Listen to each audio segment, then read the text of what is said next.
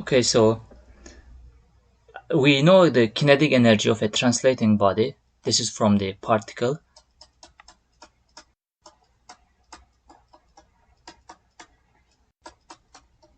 But the only difference is that instead of showing the kinetic energy of a particle, it was 1/2 mv squared.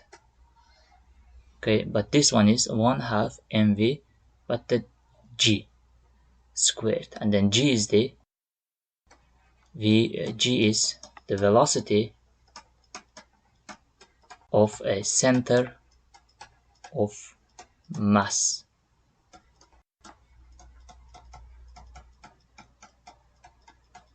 Okay, that's the only difference that we use here, and this is only for a translation case. And this is for any rigid body with a mass center of mass located at g with a velocity of vg, and that the body moves. But if it is a rotating body like this one, you can see the body rotates and center of mass has a velocity vg, and this one rotates about point O.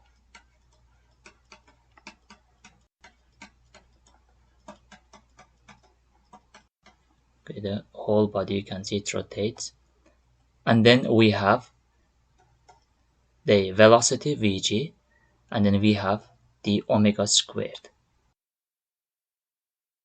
Okay, and then or you can take the kinetic energy about point O, and then this one you can use simplify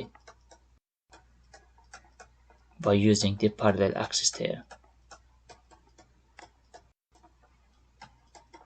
I will not show the derivation, but this is the another option that you can calculate the kinetic energy of a rotating rigid body, that it will have the Vg, the velocity of the center of mass, and then it will also have the omega squared, which is the angular velocity of the rotating body.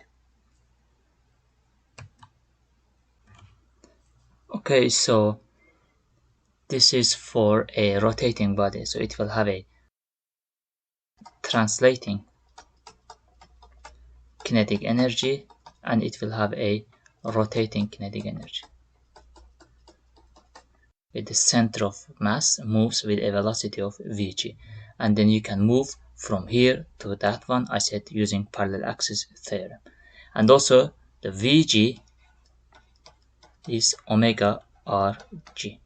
Okay, that's also the, because the g rotates about point O, so that's the vg is omega rg. Okay, so a small so this one as an example I can give, for example, the rotation of Earth. Okay, so that Earth, it has an orbit, it moves, it travels in that orbit, but while it travels, it has a translational velocity, and it also has a rotational velocity, because the Earth rotates about itself and also translates around the Sun. Okay, so it will have a kinetic energy of the Earth, then you will have 1/2 mvg squared and plus 1/2 ig omega squared. Okay, that's very important point that we should notice. Okay, so then we will talk about the work and then work concept in different cases.